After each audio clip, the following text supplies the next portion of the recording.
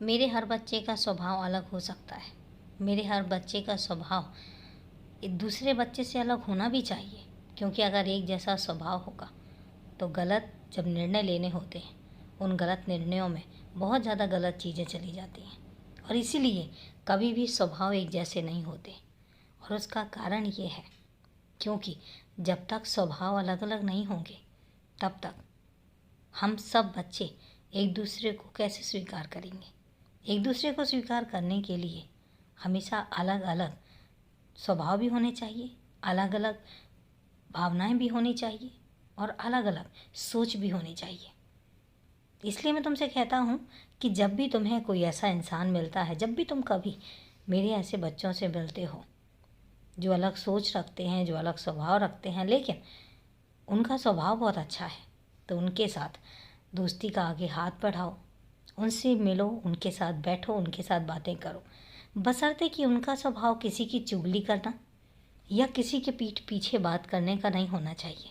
इस बात का ज़रूर याद रखना, क्योंकि जब तुम किसी की चुगली करते हो या जब तुम किसी के बारे में उस व्यक्ति के पीठ पीछे बोलते हो, उस व्यक्ति को कोई फ़र्क नहीं पड़ता, लेकिन तुम्हारे स्वभाव में एक नकारात्मक सोच आ जाती है।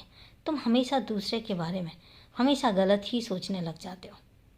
इसलिए जब भी कभी कुछ सोचो तो अच्छा सोचो।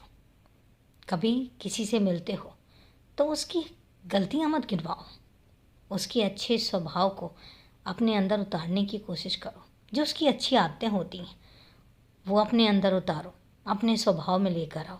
और जो उसकी बुरी आदतें होती हैं, अगर वो तुम्हारा बहुत ख़ास है और तुम्हें लगता है कि तुम उसको बता सकते हो, उसमें सुधार आ जाएगा, तो तुम उसको बता दो।